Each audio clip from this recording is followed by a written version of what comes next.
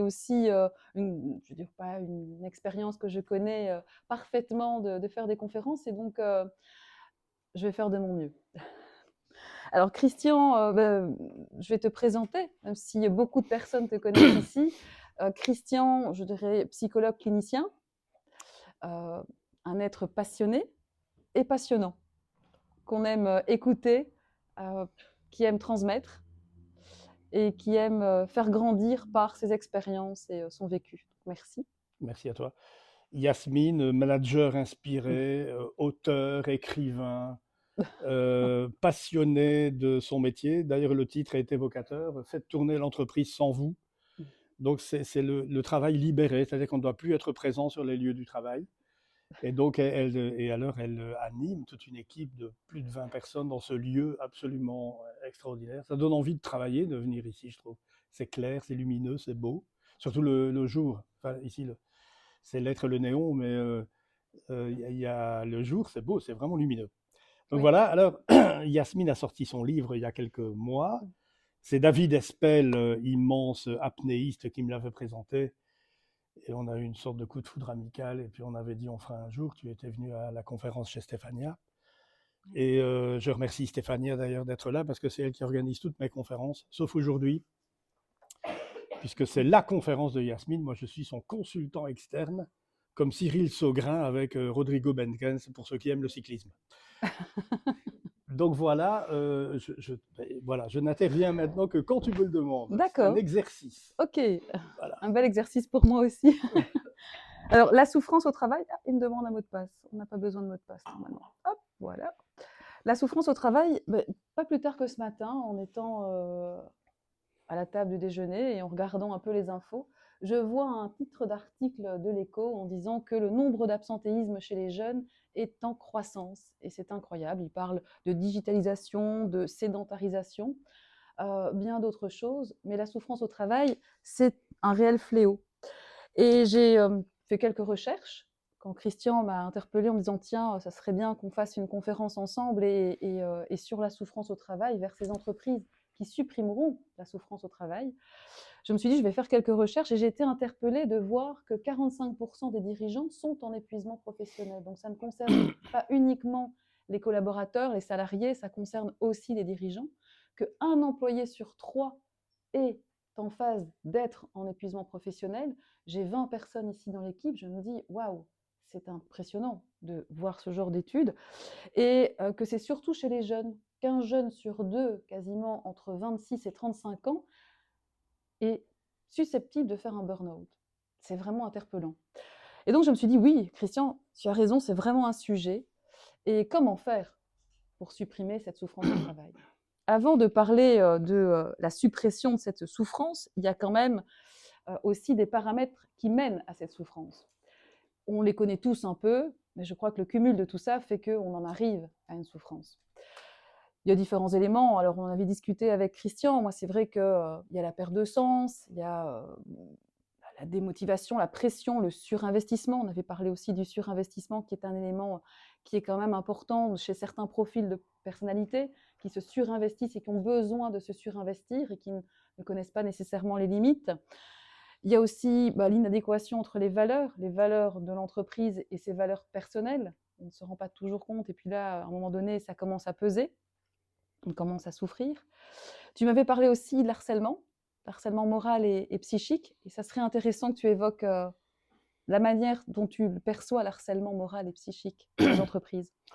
Le harcèlement moral est intentionnel. C'est-à-dire que vous voulez pousser quelqu'un à la porte.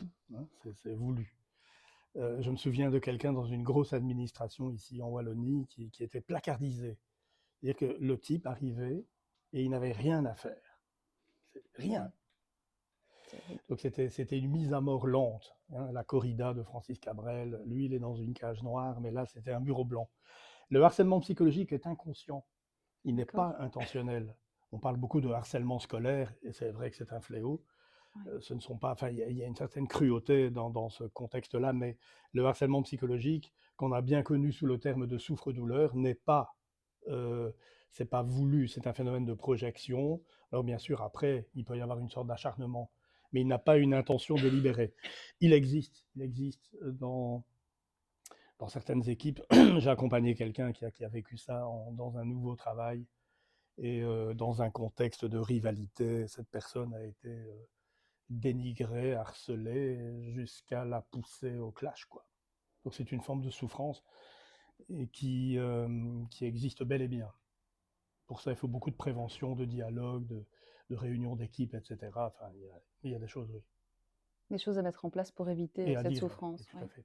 Oui. Qui est une réalité effectivement dans les entreprises. C'est, j'en parlerai évidemment dans les solutions, mais le manque de communication qui mène aussi à cette souffrance de ne pas Mhm. savoir déposer les choses et de ne pas avoir l'occasion de dire, déposer les Il choses. faut un espace. Les Mhm. supervisions d'équipe, Mhm. parce que moi je préfère parler organisation au sens large. Ça peut être des administrations, des ASBL, Ouais. des structures à vocation sociale, ça peut être des hôpitaux, donc des organisations. Et dès qu'on touche aux soins, dès qu'on touche aux professionnels de la santé au sens large, il faut des supervisions d'équipe. C'est fondamental pour déposer justement. S'il n'y Ouais. a pas ça, ça Ouais. dérape. Dans tout écosystème, à partir du moment où on est un groupe de personnes, ça devient un écosystème. Il est important Mm. effectivement de pouvoir être supervisé et d'avoir l'opportunité de déposer, de discuter. Effectivement. Et quand on a toutes ces souffrances en fait qui s'accumulent, qui finissent par s'accumuler, ça crée des symptômes. Et j'ai évoqué ici, suite à des recherches, effectivement, les 3 types de symptômes, les symptômes mentaux, émotionnels et physiques. On les connaît tous aussi un peu, hein, qui n'a pas eu une insomnie, qui n'a pas eu une fatigue chronique, qui n'a pas parfois mal à la tête. Mais c'est le cumul de tous ces symptômes qui fait qu'à un moment donné, on en arrive à quoi? Eh bien, on en arrive à des définitions que l'on donne aujourd'hui, le burn-out, l'épuisement professionnel. On parlait de la dépression, entre la déprime. Ces définitions, j'ai été les rechercher sur un site Sécurex, qui est un secrétariat social, pour bien comprendre et se dire, tiens, oui, mais quelle est la différence entre une dépression, un burn-out, un épuisement professionnel? Beaucoup utilisent le terme de burn-out d'ailleurs aujourd'hui, peut-être à tout va, en sachant qu'il y a d'autres choses qui sont aussi nommées. Euh, on en avait discuté, est-ce que c'est pas une forme de crise, quelque part, tous ces épuisements et ces cumuls de symptômes? Mhm. En fait, le burn-out, c'est un objet brûlant non identifié, un ovni. Parce que ça a été récupéré par toutes les grandes écoles de Mhm. sociologie, sociologie critique, sociologie clinique, psychologie, psychologie du travail clinique également, pour essayer de comprendre ce qu'est le burn-out, mais c'est un objet quand même assez mystérieux. Mais c'est une hypercrise, effectivement. En fait, il y a crise lorsque une ou plusieurs ruptures provoquent une perte de sens dans un sentiment d'inattendu. Mhm. Donc moi, ma spécialité, c'est vraiment les crises, c'est accompagner les crises existentielles, affectives, humaines, relationnelles. Et on peut dire que le burn-out, c'est une hypercrise parce que un matin, la personne se lève, elle ne sait plus se lever. Elle ne voit plus son écran d'ordinateur. Ça va jusque-là. C'est le clash du sportif. Je sais qu'il y a des marathoniens ici dans la salle, des trailers qui font des 100, 130 bornes dans les montagnes. Le burn-out, si vous voulez, le passage à vide, le passage à vide, la défaillance, ce serait plus l'épuisement, le surmenage, le D'accord. fléchissement. Le burn-out, c'est le claquage. Tu ne sais plus te lever le matin. Ça va jusque-là. Et ça peut paraître complètement incroyable.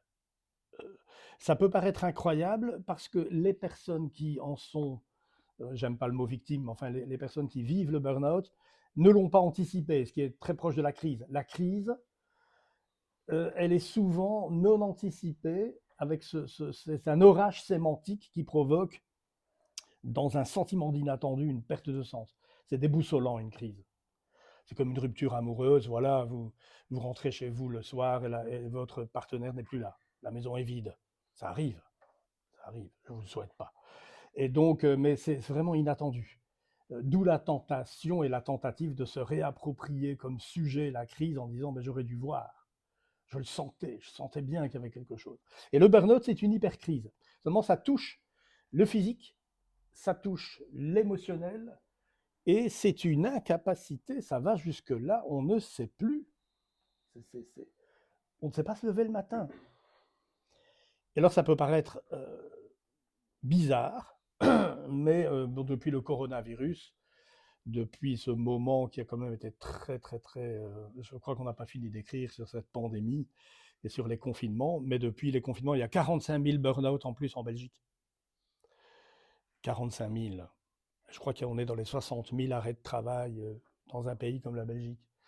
Et en Wallonie en tout cas. Et alors, donc oui, c'est une hypercrise le burn-out. Et de toute façon, synchronistiquement, ce genre de choses n'arrive pas par hasard dans la vie de la personne. Euh, et souvent, il y a concaténation, comme disait le grand président Jacques Chirac, les emmerdes arrivent en escadrille. Hein. C'est-à-dire qu'il y a souvent concaténation de crises affectives, professionnelles, la santé, etc. Il y a plusieurs choses. Et souvent, dans les cas de burn-out, il y a une surcharge, notamment la fameuse charge mentale que beaucoup de jeunes femmes vivent, notamment les familles monoparentales, etc. Et donc là, oui, effectivement, c'est une hypercrise, très très dure. Alors que là, l'épuisement professionnel, ce serait plus une surcharge graduelle, et l'entourage a un rôle très important à jouer. C'est de dire, écoute, là, ça va pas, là. Il faut que tu lèves le pied, il faut que tu t'arrêtes, il faut que tu prennes 8 jours dans l'épuisement. Il y a une gradualité, alors que le burn-out, c'est trop tard. La dépression liée au travail, la dépression est une entité psychiatrique, c'est une souffrance psychique de fond. Elle n'est pas liée au travail. Elle était là. Donc, dépression liée au travail, je serais plus suspect là-dessus, mais... et le burn-out n'est pas une maladie. Les gens qui ont un burn-out ne sont pas malades. D'ailleurs, la preuve, c'est qu'ils vont très bien une fois qu'ils ont arrêté. Et ils se culpabilisent, du coup. Ils vont super bien, tout va bien. C'est merveilleux, hein. Bah alors ils se culpabilisent, et puis on ne le dit pas. Donc c'est vraiment très important. Mais là encore, la souffrance dans le travail, elle est multifactorielle, et je dirais que le plus important, c'est que les gens, tout simplement, ne voient plus le sens de ce qu'ils font. Ça, c'est la plus grande souffrance. La perte de sens. Ouais. Tu me disais aussi, quand on avait échangé, ça m'a On a bien interpellée. préparé tout ça. Hein. Oui, ça m'a interpellée quand J'ai un on a principe, ne échangé. jamais préparer quoi que ce soit, mais enfin, on a quand même parlé, on a parlé. On a échangé, c'était important quand même d'échanger et de comprendre. Tu me disais aussi, tiens, en tant que chef d'entreprise, quels sont les éléments qui nous permettraient de reconnaître quelqu'un qui est en face peut-être d'être en burn-out ou d'aller vers le burn-out. Et j'étais interpellée quand tu me disais, mais en fait, c'est les gens qui vont bien, les gens pour qui tout va bien, en fait. Et je me dis, mais comment peut-on, quelque part, se rendre compte que quelqu'un est peut-être en phase d'être bientôt en burn-out si tout va bien pour cette personne, qu'elle semble être heureuse au travail?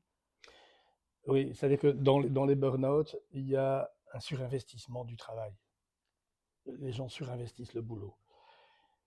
Et l'une des clés du burn-out, c'est la désidentification du masque social et du rôle professionnel. Je ne suis pas ce que je fais. Je ne suis pas mon métier. Hein. Si je suis agent de police, je ne rentre pas avec ma matraque le soir dans la maison. Donc, on dépose les armes d'ailleurs en général dans les films, on enlève les armes. Et donc, le surinvestissement est une grande caractéristique du burn-out, avec quelque chose que tu connais bien par tes approches, le perfectionnisme, et le besoin, parce qu'il faut bien comprendre que dans les cas de grand burn-out, ce sont des gens qui ont besoin de reconnaissance et de gratification parce qu'ils ont internalisé l'idéologie managériale de la performance. Et là, on en parlera tout à l'heure, mais il y a une perte des grands repères symboliques, et donc l'entreprise et le monde néolibéral ont joué les leaders, et donc toute cette idéologie de la performance compétitive, elle a été internalisée par les gens. Et donc quelqu'un qui surinvestit son travail, qui bosse comme un dingue, avec une pêche, vous savez, comme dans les films américains, là, hein, un peu comme ça, là. Ce sont les candidats. Ce sont les candidats numéro 1 au burn-out, au grand burn-out. Parce qu'il y a des grands burn-out voilà, c'est 6 mois à 3 ans. Vous ne savez plus vous lever le matin, c'est 6 mois à 3 ans pour sortir de là. Et dans la plupart des cas, ce serait une reconversion professionnelle. D'où les millions de coachs, de thérapeutes qui naissent partout maintenant, actuellement. D'ailleurs, tout le monde va être thérapeute bientôt. Il y aura 5 milliards de thérapeutes. C'est très bien. Oui, c'est très très bien. Voilà. Très bien. Effectivement, je crois que ce sera utile Mais dans ce monde qui change. surinvestissement et identification au travail, ça c'est le plus important. Ce que la jeune génération pourfend. La génération Z, Les tout jeunes, là, ils ne s'identifient plus du tout au travail, hein. C'est fini tout ça. Ouais. Effectivement, cette nouvelle génération est une génération qui est plutôt en quête de sens qu'en quête de sécurité, comme on a pu connaître, enfin comme j'ai pu connaître, où mes parents me disaient, faut absolument que tu aies un contrat à durée indéterminée. Ce contrat, surtout ne quitte pas ton travail si tu as un contrat à durée indéterminée, c'est prendre un risque. Et aujourd'hui, les jeunes, c'est plutôt en quête de sens et en quête d'alignement dans son Oui, travail. mais ils sont éco-anxieux. Ouais. Ils font plus de bébés. Ils ont peur de la collapsologie, qui est un grand sujet que j'aborde souvent ici. Enfin, ici. Et donc là, il y a autre chose aussi. C'est pas si simple, hein. L'axe, l'alignement, Ouais. la quête spirituelle, mais dans un monde éco-anxieux terrible. Et les tout jeunes, là. Les tout jeunes, tu parles de quelle génération quand tu dis les tout jeunes? Vous savez que l'adolescence chez un homme masculin, un mâle humain, c'est de 8 à 58 ans. Chez les femmes, c'est de 16 à 26, donc ça pose de gros problèmes avec les quinquados ils arrivent à 58 ans, 59 ans, avec la midlife crisis, plus la crise de la cinquantaine et la soixantaine. Donc Ouais. tout ça, c'est complexe. Cette génération-là, ça commence enfant, et c'est jusque les 25-30 ans, là, les pigeons voyageurs qui bourlinguent. Ouais, exactement. Voilà. Qui font le tour du monde pour aller voir s'il n'y a pas mieux ailleurs. Oui. D'ailleurs, la crise existentielle, on parle de la crise de la quarantaine pour les femmes, 50 ans pour les hommes. C'est ce qu'on dit, hein, mais en tout cas, c'est ce que j'entends. Chez les jeunes, est-ce qu'ils ne font pas une crise existentielle à la vingtaine qui fait que justement, ils sont plus en souffrance par rapport à cette différence de génération et là où on a Ouais. encore tendance à vouloir le transgénérationnel dans les entreprises et à vouloir leur faire croire que c'est comme ça que ça doit fonctionner et qu'ils ne s'y retrouvent pas? Je pense qu'ils ont en tout cas un questionnement beaucoup plus important. Et alors les entreprises lucides doivent avoir conscience que l'être humain est en quête de bonheur, bien évidemment, enfin ça c'est humain, mais il est en quête de sens, de création, de service à l'univers. Et l'entreprise qui n'aurait pas compris ça, elle va complètement, elle va perdre beaucoup, elle va perdre ses jeunes. Bien sûr. Mais Oui, questionnement intense, bien sûr, bien sûr. oui, c'est certain. Tout ça, évidemment, a des conséquences pour la personne, pour l'être, mais des conséquences aussi pour l'entreprise. Et donc, les conséquences, on a l'absentéisme, ça c'est évident, le conflit, la perte d'efficience dans une entreprise, c'est énorme en fait. Quelqu'un qui ne se sent pas bien et qui n'est pas épanoui dans ce qu'il est et dans ce qu'il fait, forcément, ça a des conséquences. La maladie, malheureusement, ça peut causer effectivement des maladies, hein, on ne se rend pas toujours compte, mais le corps parle. Les climats de travail négatifs, le manque de créativité, l'isolement social aussi. D'ailleurs, à ce propos, on avait discuté et on avait dit, tiens, tu m'avais dit le télétravail était une des conséquences, justement, cette augmentation de burn-out par rapport à cet isolement social. Oui, oui, c'est terrible parce que dans un premier temps, il y a une sorte de libération. Enfin, tout ça, c'est cette fameuse année 2020. On en parlera encore longtemps, hein, et il y a eu une certaine libération, notamment par rapport à l'usure dans les transports, tout ça. Nous savons tous que le monde du transport vit des choses très dures. Il y a encore une grève de bus aujourd'hui dans le Mm. pays à cause de la violence. Les contrôleurs de train, les chefs de train, les conducteurs vivent beaucoup de choses très dures également. Et donc il y a une forme de libération liée au télétravail. Mais ça n'a pas, ça n'a pas duré longtemps parce que, enfin, j'ai un exemple de quelqu'un que je connais très bien, qui est surdoué numériquement, qui a de grandes responsabilités, burn-out complet. Tellement il a été littéralement assiégé, parce que tout ça c'est bien joli, mais il a des échéances, des dates butoirs, des tas d'ordres qui viennent de partout. Donc le télétravail a été, est potentiellement un élément extrêmement difficile, avec un amalgame avec la vie familiale. Ouais. Bon, il y a des tas d'anecdotes, de blagues. On voit le gars là en caleçon, en train de parler avec son patron, puis alors derrière, il y a les gosses qui jouent, enfin bref. Et donc tout ça, c'est quelque chose de terrible. L'idéal, ce serait une entreprise porteuse de sens qui n'oblige pas la présence sur le lieu de Ouais. travail, mais qui permet quand même aux gens de venir parfois. Parce que le télétravail peut être un piège mortel que certaines personnes vivent hyper mal, et ça peut être une vraie source de burn-out. Ouais. Mais beaucoup plus catastrophique que ce qui pourrait se passer dans une organisation pathogène.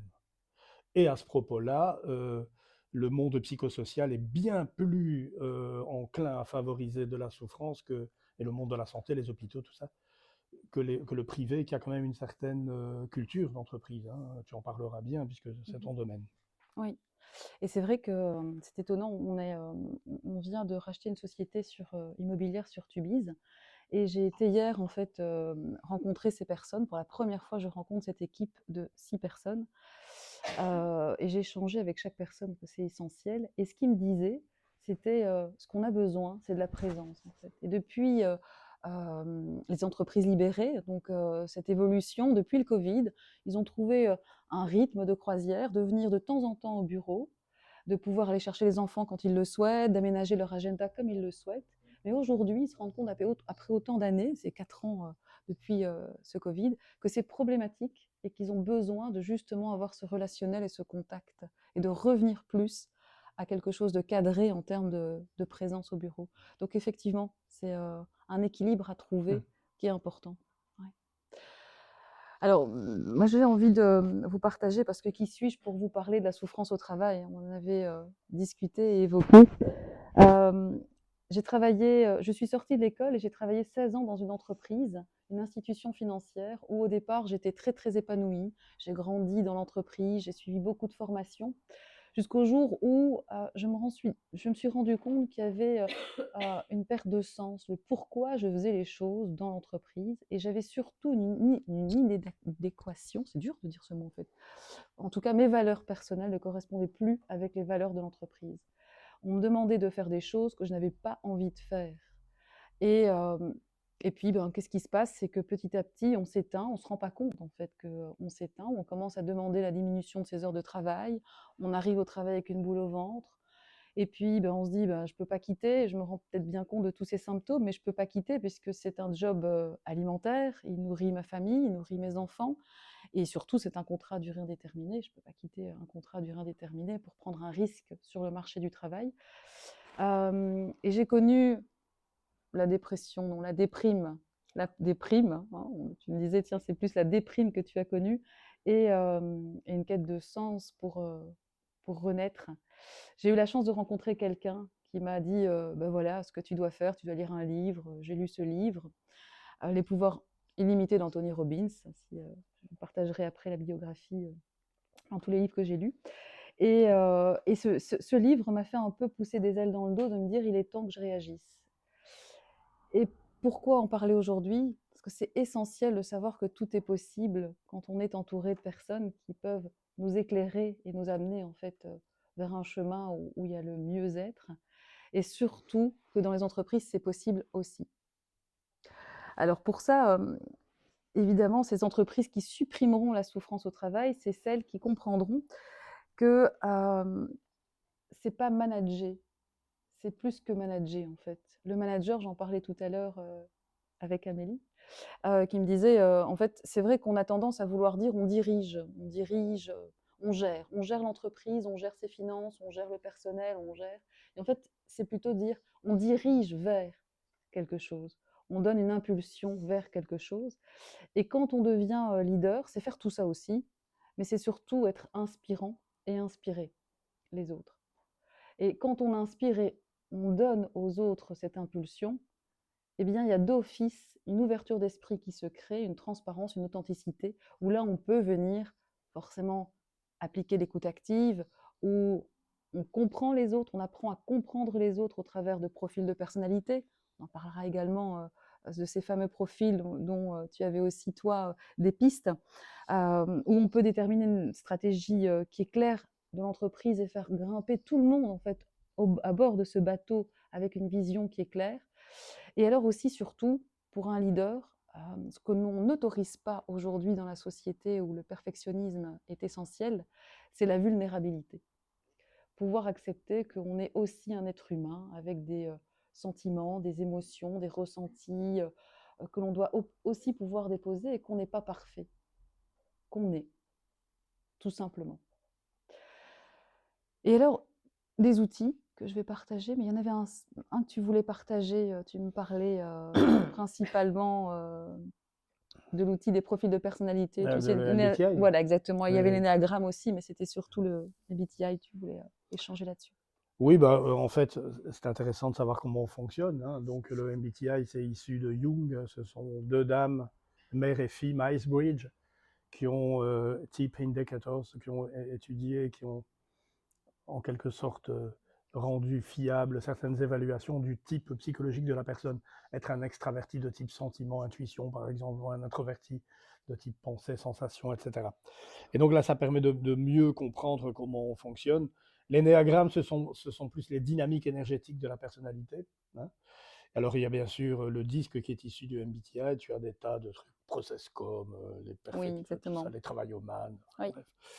bref. Moi, j'utilise beaucoup, bien sûr, l'astrologie depuis 40 ans, mais ça, c'est dans le privé. Ça n'a pas encore lieu de citer dans l'entreprise. Mais oui, effectivement, comprendre, être lucide sur son fonctionnement permet d'éviter des moments de surcharge. Bon, par exemple, je sais pas moi, les gens de type sensation, pensée, très de type S, hein, en MBTI, ce sont des gens qui ont besoin de sécurité, de rigueur, de structure. Mais s'ils sont perfectionnistes en plus, ça peut être, ils peuvent se consumer de l'intérieur. Oui, Parce que tout à c'est fait. ça le burn-out, on s'épuise, on se consume sans le savoir. Avant, on se consumait d'amour, maintenant, on se consume de bosser, ce qui montre le cynisme de l'époque. Mais voilà, donc tout ça c'est très complexe. Et alors ça peut aider, ça peut aider. Alors il y a aussi d'autres approches pour travailler hein, le 360 degrés, etc., pour évaluer la manière dont l'équipe se voit. Enfin, moi je crois profondément dans les valeurs de l'amitié dans le travail. S'il n'y a pas d'amitié dans le travail, il y a déjà, si on est dans un rapport froid dans le travail, c'est malheureux, hein. Et c'est marrant parce qu'il y avait ce philosophe qui venait aux inattendus ici. Bientôt, on va créer les inattendus à Tournai, hein, je vous le dis déjà. Et les inattendus, il y avait Pascal Chabot, philosophe belge, qui disait: le burn-out, c'est un point de surchauffe dans un monde froid. Et c'est froid, le monde du travail. C'est pas ici, hein, mais et donc, il y a là quelque chose de la lucidité sur ses limites. La lucidité, chaque être est beau quand il est dans son axe et à sa place, hein. Si tu es dans Complètement. ton axe, si tu es à ta place, si tu fais ce pourquoi tu es fait, le pire c'est quand on est fait pour rien et qu'on doit passer toute sa vie à chercher le sens de sa vie, mais ça c'est un autre sujet. Moi j'ai découvert comme ça que ma voie c'était d'accompagner les gens à trouver la leur. C'était un peu une fuite en un sens, mais bon, c'était vraiment ça ma voie. Bref, et alors, donc c'est très important de comprendre son fonctionnement. Et alors dans le MBTI, quand on fait ça dans une équipe, ça peut être dans un couple, une famille, c'est vachement bien parce qu'on comprend.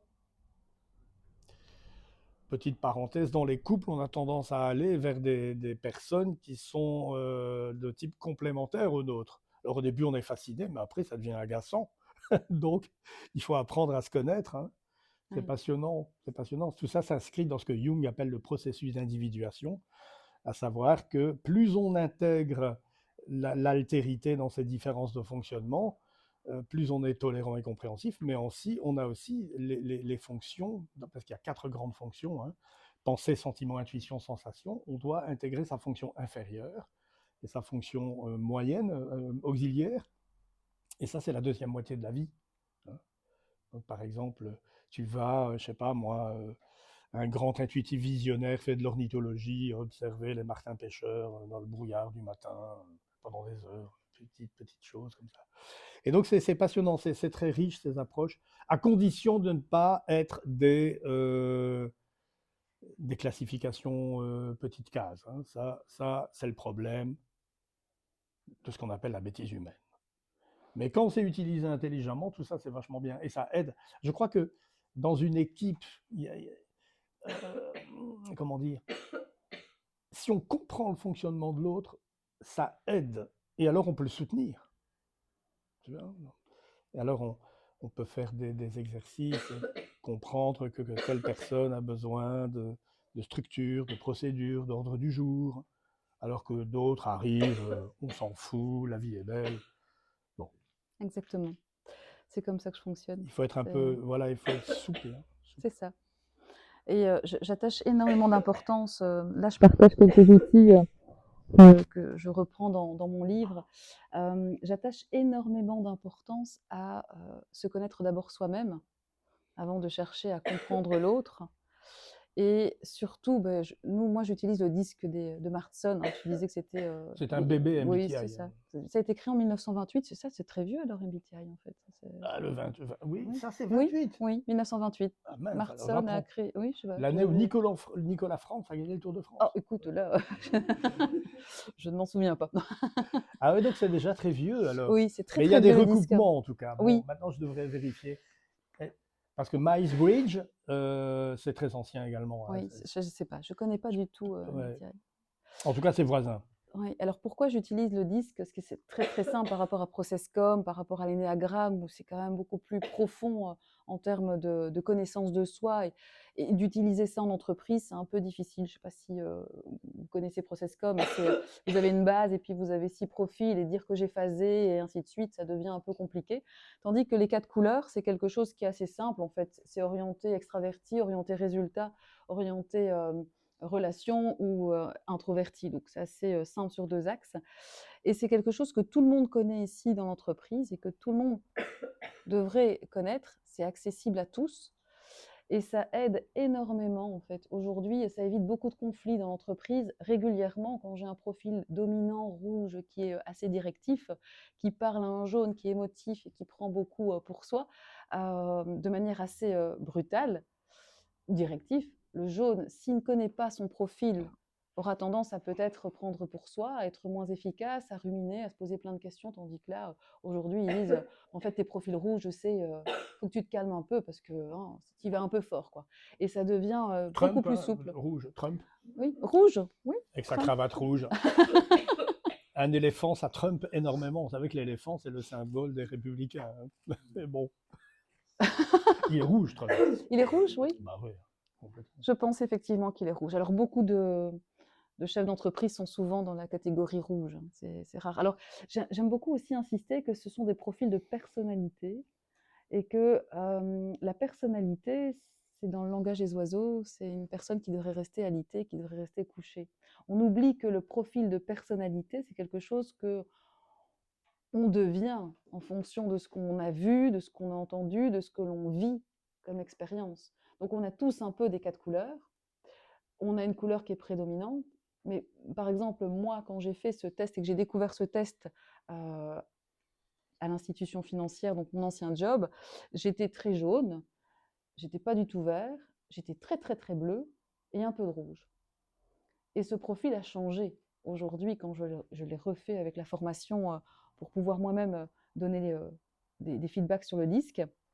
Mais en fait, je suis jaune, toujours très jaune, et très rouge, mais plus du tout bleu. Et le bleu, je l'ai compensé avec une collaboratrice qui est mon bras droit, qui est très très bleue. Et ça, c'est extraordinaire de savoir qu'on peut évoluer en fonction aussi de ses missions dans sa vie, de ses expériences de vie. Alors, j'utilise aussi beaucoup le triangle compassionnel. On entend parfois parler ou beaucoup parler du triangle de Karpman. Le triangle de Karpman, le triangle dramatique, on joue un rôle. Et j'étais surprise d'apprendre que 90% de nos interactions sont quasiment à chaque fois dans les triangles de Karpman. Je ne sais pas ce que tu en penses d'ailleurs de ce fameux triangle dramatique. Karpman, oui, oui, oui, oui. Je sens que tu vas me sortir un truc. Non, non, je suis toujours très critique. Non, non, mais ça existe parce qu'il y a des relations comme ça, on ne peut pas nier. Et vous essayez, j'aime pas le mot sauveur, je préfère sauveteur, secouriste. Oui. On essaye d'aider l'autre et puis à un moment donné, on devient presque persécuteur malgré soi et finalement ça se retourne contre nous, on est victime. Ça existe. Je me suis encore laissé prendre il n'y a pas longtemps. Dans le Dans le triangle. Cartman, ouais, les Bermudes psychiques. Ces avions qui disparaissaient à l'époque, il y avait beaucoup de bouquins sur les avions, les bateaux qui disparaissaient. Ce triangle est tout à fait intéressant. Mais celui-là, c'est tout à fait autre chose. Hein. Alors, le triangle compassionnel, c'est effectivement Karpman aussi qui l'a qu'il a créé, j'ai envie de dire, en même temps que le triangle dramatique, si ce n'est qu'il n'est pas arrivé en même temps par chez nous. On a plutôt parlé du triangle dramatique que le triangle compassionnel, et c'est plutôt une posture, en fait, la posture par rapport au rôle que l'on prend entre le persécuteur, le sauveur ou la victime. Et ça, c'est donc des choses que je partage avec mes équipes, pour que mes équipes puissent comprendre leur manière, en fait, de fonctionner aussi en interaction avec les autres. Alors, la reconnaissance. Tu en parlais un peu tout à l'heure, on est en quête de reconnaissance. J'ai un jour, lors d'une interview d'un grand homme, à mes yeux, qui est Michel Foucault, quand même patron de Technor, qui est une société multinationale aujourd'hui, qui me disait, tu sais Jasmine, ce qui est important en tant que manager, c'est, ce qui utilisait le mot manager, c'est de rendre la dignité aux gens. Ah, je dis, tiens, la dignité, c'est quoi? Eh bien, toute personne sur cette terre a besoin d'être utile, d'être reconnu pour ce qu'il fait et d'avoir des rêves. Et si tu arrives à faire ça avec les membres de ton équipe, tu as tout gagné. Ils viendront avec le sourire.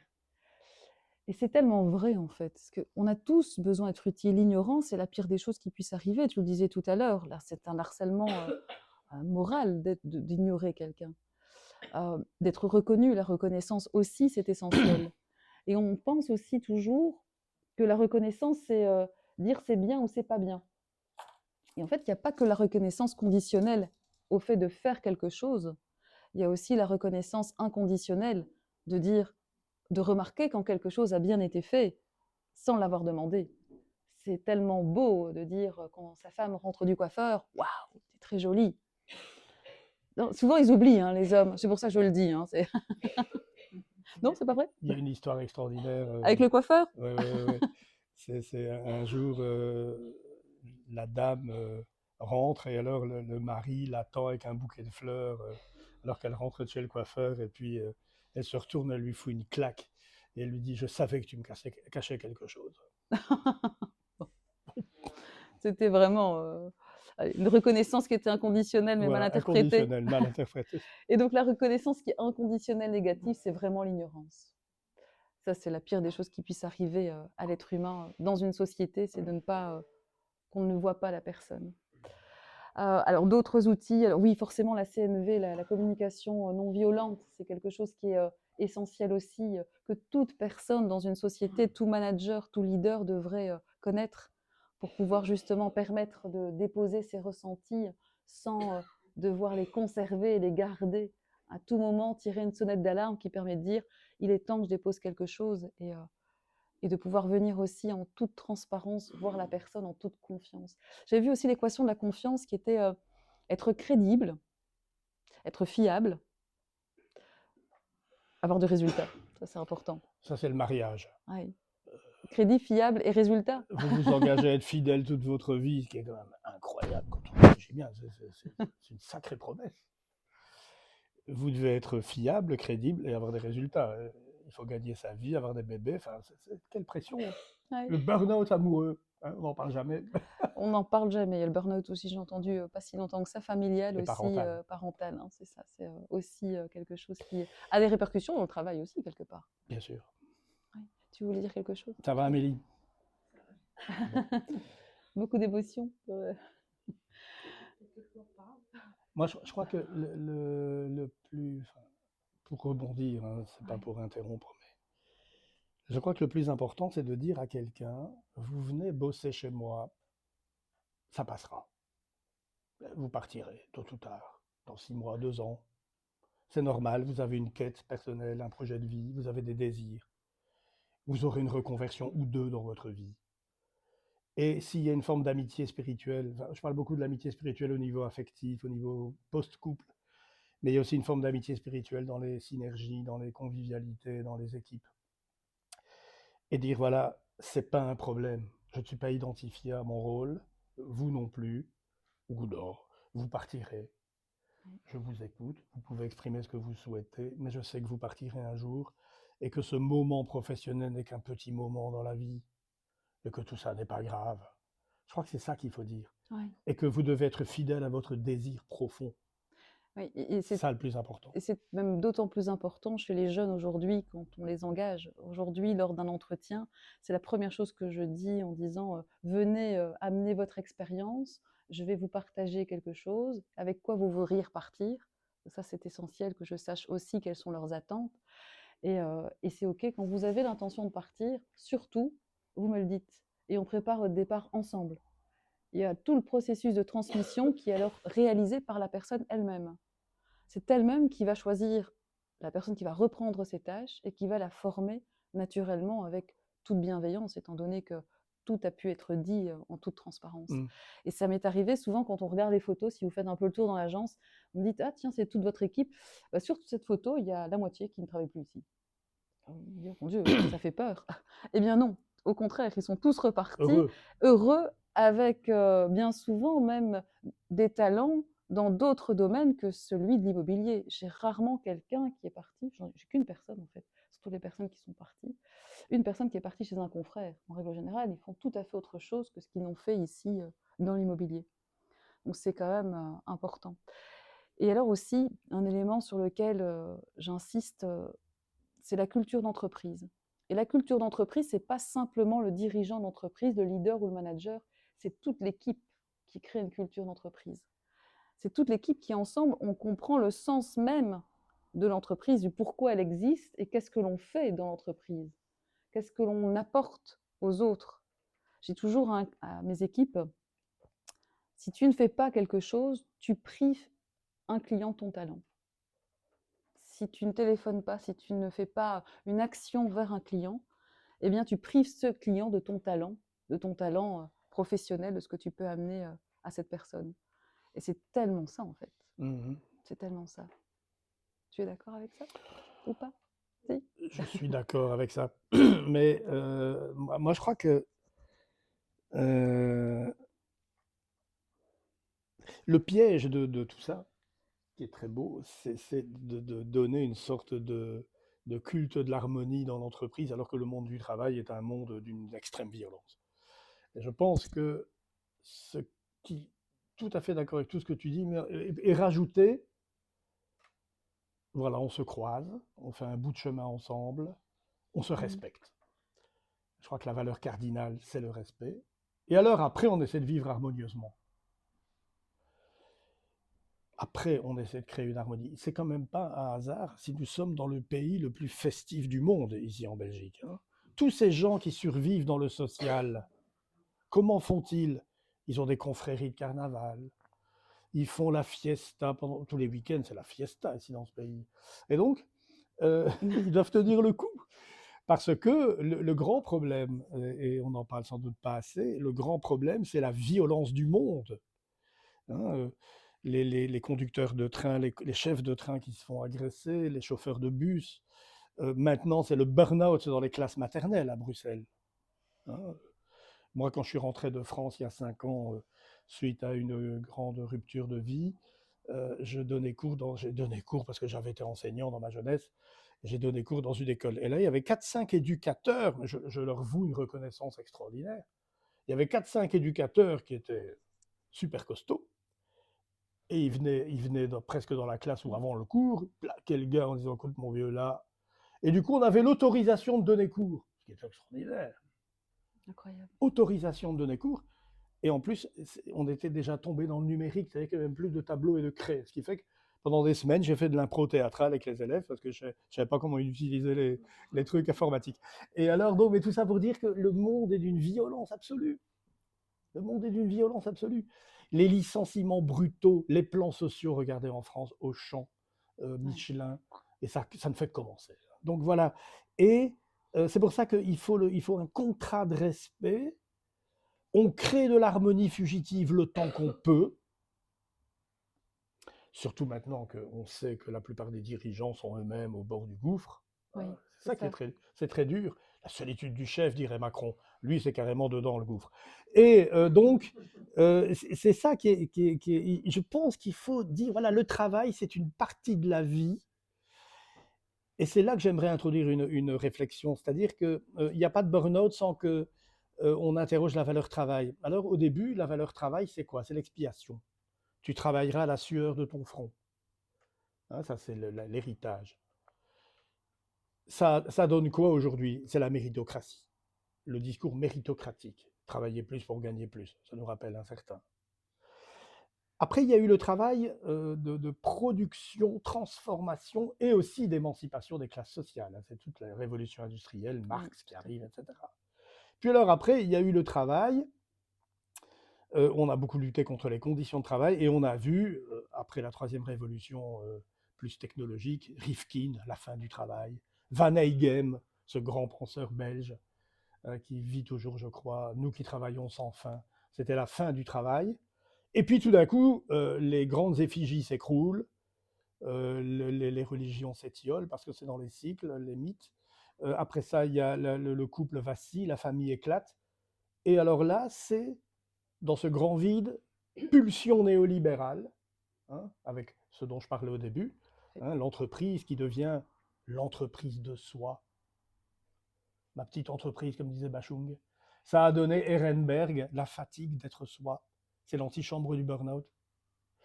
Et maintenant, je pense qu'on arrive peut-être à une époque où il faut savoir ce qu'est la valeur travail pour chacun. C'est quoi ma valeur travail? Parce que le travail a de la valeur. Mais est-ce que c'est l'artisan? Est-ce que c'est l'artiste? Est-ce que c'est le philosophe? Est-ce que c'est ça? C'est à chacun de définir sa valeur travail. Mais savoir qu'elle est relative et que elle est provisoire. Regardez, il y a 40 000 centenaires en France, dont la plupart ont été retraités à la cinquantaine. Vous imaginez, ça fait un sacré bout de temps. Bon, maintenant, on va vers des retraites à 67, 68, 70 ans. C'est pas très marrant. Mais donc, savoir que c'est provisoire, que la quête n'est pas là, que le sens n'est pas là. On peut donner du sens à son travail.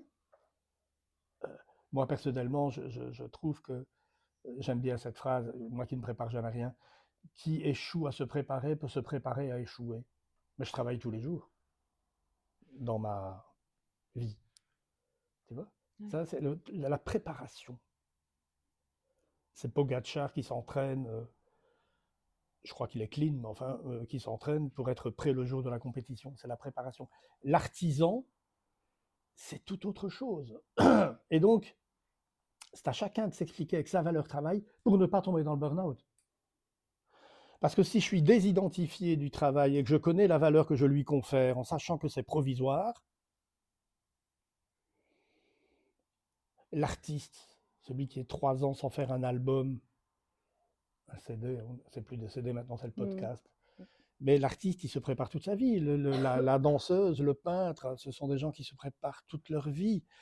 Et un jour, on avait dit à un grand écrivain, tu as écrit ça, tu as écrit cette brique en 28 jours, et puis il a répondu, mais non, c'est 45 ans plus 28 jours.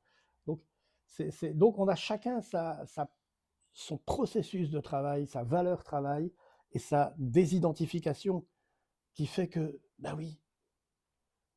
Et alors là, en sachant que le monde du travail est fugitif et éphémère, parce que ça va encore évoluer, avec le numérique maintenant, c'est terrifiant, pour le meilleur et pour le pire.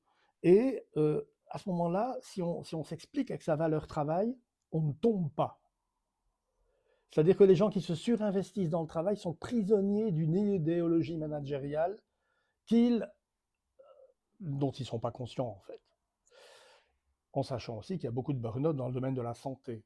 On parle beaucoup de stress compassionnel, hein. Je pense à ces gens qui travaillent avec les migrants dans les hôpitaux, avec les enfants déficients. C'est terrible, La charge, c'est tout à fait. dur, le stress compassionnel. Ouais. Et puis, je te rends la parole tout de suite, mais je voulais dire, il n'y a pas de bon stress. Il faut arrêter avec cette connerie. Si vous entendez quelqu'un vous dire, ce stress est bon, sors de ta zone de confort, foutez-lui une paire de claques, gentiment, symbolique. Sortir de sa zone de confort, comme si le monde était confortable. De qui se moque-t-on? Cruchot. C'est une belle leçon, parce que souvent je dis: «Agrandis ta zone de confort». Oui, c'est ça, l'élargir éventuellement. Tiens, le mot travail, on en avait évoqué aussi, parce que c'est pas un mot que j'aime utiliser, moi, le mot travail, parce que c'est souvent, Tripalium, oui, voilà, on avait, parlé de l'esclavage, c'était, instrument l'étymologie. de torture, le L'étymologie, mot c'est travail. tripalium, Ouais. ouais, c'est l'instrument de torture, un trépied où on torturait les gens. Et c'est vrai que dans le monde psy, il y a un côté comme ça, flagellation, oui, il faut faire un long travail sur soi-même. C'est un peu sinistre, hein. Oui, tout à fait. Bon, heureusement, aujourd'hui, on a quand même des techniques révolutionnaires, le MDR, l'hypnose, qui peuvent aller vraiment à des résultats tangibles, sans qu'on ait cette idéologie du portage, là. Donc le travail, oui, c'est une notion, c'est passionnant de s'intéresser à l'histoire de la notion du travail. Et moi, je ne prends pas parti. C'est-à-dire que si quelqu'un me dit non, je suis libéral, l'entreprise, relancer l'économie, je dis ok, très bien. Et c'est vrai en partie, au moins. Mais l'important, c'est que chacun soit au clair avec sa mythologie du travail, tout comme sa mythologie de l'amour, du couple, de la famille. Hein. Je parle à quelqu'un qui dit moi, je m'en suis jamais fait pour mes enfants. Je dis, bon, et ils vont très bien d'ailleurs. Et je dis, bah oui, mais c'est humain de s'en faire. Hein. Bon, mais et c'est ça. Donc, quelle est ma mythologie, ma mythographie, ma grammaire de ma lecture du monde et aussi de mon fonctionnement, bien évidemment. Je me souviens, j'avais fait je supervisais un coach interne dans une grande banque. Vous imaginez moi dans une banque, enfin bon. Et alors, c'était Euroclear pour ne pas la citer. Et alors, j'arrivais là, et il y avait des plateaux comme ça, avec des dizaines de gens devant leurs écrans. C'était déprimant au dernier des points. Eh ben, le gars que je supervisais, il faisait du bon boulot, c'était chouette, un coach interne dans une grosse entreprise, il amenait des bulles d'oxygène. Et donc voilà, il faut savoir ce pourquoi on est fait. Et c'est très important parce que c'est vrai que le danger, c'est de faire des mauvais choix. On n'a pas le choix, on ne peut qu'être que ce qu'on est. Mais le danger, c'est de faire des choix qui sont fallacieux, c'est-à-dire parce que c'est sécurisant. Ça, c'est plutôt les anciens discours. C'est sécurisant, c'est bien, tu as une belle place, enfin, tout ce qu'on a entendu beaucoup. Mais non, la quête, c'est d'être fidèle à son désir, à sa nécessité intérieure, comme dirait Kandinsky. C'est Stéphania qui me disait un jour, mais c'est nécessaire, en parlant de son art. Et c'est ça, en fait. Il ne faut pas faire de concessions là-dessus. Ce qui ne veut pas dire qu'on ne peut pas prendre un petit boulot comme ça, un peu, quelques mois, bon, surtout au début. Mais donc voilà, tout ça, c'est complexe. Je ne sais plus de quoi je parlais. On est parti, je On est bois tes parti paroles. jusqu'au Voilà, bout de tout la à nuit. fait. Bon, après, ça finit un très bon petit bistrot, là, pas loin. Il y a quand même ici aussi du vin. Hein. Il y Ah a oui, il du y a du vin, vin, oui. c'est Hein. vrai, j'avais oublié. Du très Oui. bon vin qu'elle a choisi elle-même. Le... La Bref, pression la du pression choix du vin. D'ailleurs, insoutenable. choisir, j'avais lu ça dans un livre qui était sympa, c'était de dire que la différence entre choisir et décider. Choisir, c'est savoir avant d'agir. Décider, c'est agir sans savoir. Parce que quand on a le choix, en fait, Quand on on a a le des choix, on n'est pas pistes. libre, en fait. Mais Ouais, c'est décider, vrai. c'est fondamental. D'ailleurs, je dis toujours, on ne peut pas ne pas décider. Parce que décider de ne rien décider, c'est déjà une décision. Cruchot. Demain, c'est la pleine lune, je suis en forme ce soir. Et alors, oui, parce que quand on fait une conférence à la nouvelle lune, il y a moins de... Ah Bon. oui. Ah ouais, ouais. D'accord. Bon, bref, tout ça pour dire, je crois que la décision... François Roustan, qui est un très grand psychothérapeute, qui a quitté la psychanalyse pour aller vers l'hypnose ericksonienne et autres, il disait, voilà, l'un des buts de la thérapie, on pourrait dire ça aussi du coaching, hein, c'est d'amener la personne à décider. C'est dire, voilà, aujourd'hui, je travaille dans telle organisation pour des raisons de priorité, d'indégossiabilité. Ça peut être la famille, ça peut être un voyage que la personne prépare, que sais-je. Mais j'ai décidé de rester le temps, un certain temps. Mais au moins, on devient sujet de sa vie quand on décide. Parfois, il est urgent d'attendre. Il y a cette merveilleuse technique qu'on appelle le Yiking, hein, qui est le livre des oracles chinois. Et le Yiking nous dit ce qu'il faut faire. Est-ce qu'il faut traverser les grandes eaux ou est-ce qu'il faut attendre? Ça sont d'autres approches basées sur la synchronicité, comme l'astrologie et le tarot d'ailleurs. Et parfois, il est urgent d'attendre et il faut écouter son intuition. Ça me rappelle une anecdote. Je ne suis pas forcément royaliste, mais quand le président Macron a dit en 2020 « Nous sommes en guerre », 8 fois il a répété, le roi Philippe le lendemain, il a dit, inspiré sans doute par sa muse, « Écoutez votre intuition ». Là, je me suis dit, ce gars, quand même, pas mal le gars. J'ai été épaté 2 fois, comme disait l'autre. Et donc, écoutez votre intuition. Et c'est vrai, et là, ça revient. Je pense que dans beaucoup de souffrances au travail, on se force à à tenir bon, à s'accrocher, par peur de déplaire, par souci de sacrifice, que sais-je. Mais il faut écouter cette intuition parce que notre inconscient ne nous trahit pas. Et si vraiment si on n'est plus à sa place quelque part, tout en se préparant, on ne quitte pas la proie pour l'ombre, hein, mais il faut savoir partir aussi, Oui. je pense. Il faut savoir partir, il faut savoir aussi savoir que l'on n'est plus à sa place et prendre conscience de ça. Parce qu'il y a aussi tout le contexte extérieur, comme tu le disais, besoin Oui. de plaire, besoin de ne pas décevoir, et donc on se force à certaines choses. Et c'est un travail extérieur aussi de pouvoir remarquer qu'à un moment donné, l'absentéisme, par exemple, est pour moi une sonnette d'alarme. Oui. Quelqu'un qui commence à être malade et souvent malade et régulièrement malade, c'est clairement qu'il y a quelque chose qui ne fonctionne plus. Mhm. Parfois pour des raisons évidemment de maladie, mais si ce sont des maladies à répétition, des certificats qui arrivent en me disant j'ai ceci, j'ai cela, et non, il y a un truc qui ne va pas en fait. Il faut en parler. Il faut en parler, effectivement. Maintenant, quand on traverse Soulever le sujet. voilà, Ouais. quand on traverse une grande crise, euh, il y a les signes avant-coureurs, l'anticipation, mais traverser la crise et puis savoir en sortir. Mais entre la sortie de crise et le renouveau, il y a ce qu'on appelle la jachère, enfin ce que j'appelle la jachère, qui peut être un processus très long, où on va seulement labourer le sol avant de replanter de nouvelles semences. Et donc, tout ça, il faut pouvoir le nommer. Il y a une phénoménologie des crises dont le burn-out est une hyper formulation. Parce que c'est quand même très significatif. On est dans un monde en pleine explosion et ça craque de partout. Ça, il faut quand même le dire. C'est burn-out, ça devient massif, hein. Oui. Alors, il y a une partie euh, contagion de l'appellation, c'est-à-dire qu'il y a des gens qui vont dire je suis en burn-out alors qu'en fait on sait très bien que c'est pas vraiment ça.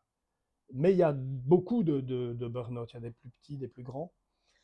Et donc là, il faut être très honnête avec soi-même, bien sûr, mais très anticipatif. Et tout ce que tu as dit, on ne peut plus vrai, il faut en parler, il faut mettre à plat. C'est important, ça. Oui. Et donc je vais clore sur, parce que le temps tourne, et si on veut faire un retour au niveau Il faut un questions, débat après, hein. voilà. C'est On a jusque minuit. Moi, je suis minuit. minuit, Vas-y, autorisation de minuit. je t'en prie. C'est excuse-moi, j'ai perdu le fil. Tu voulais conclure. Oui, ah voilà, oui, c'est ça, je voulais conclure. Je voulais conclure sur l'énergie. Tu parles de l'astrologie, du tarot. C'est quelque chose qui est essentiel aussi pour moi, c'est que chacun puisse dégager une bonne énergie et d'être à l'affût de quelqu'un qui est en énergie bas. On le ressent très fort si on connaît ses équipes, si on connaît l'autre, comment il est. Eh bien, c'est aussi quelque chose qui est important. Et dans les entreprises qui supprimeront la souffrance au travail, c'est aussi la partie des personnes qui constituent cet écosystème et dans l'énergie que l'on a envie de dégager et d'être. Oui. Ça, c'est important. Faut...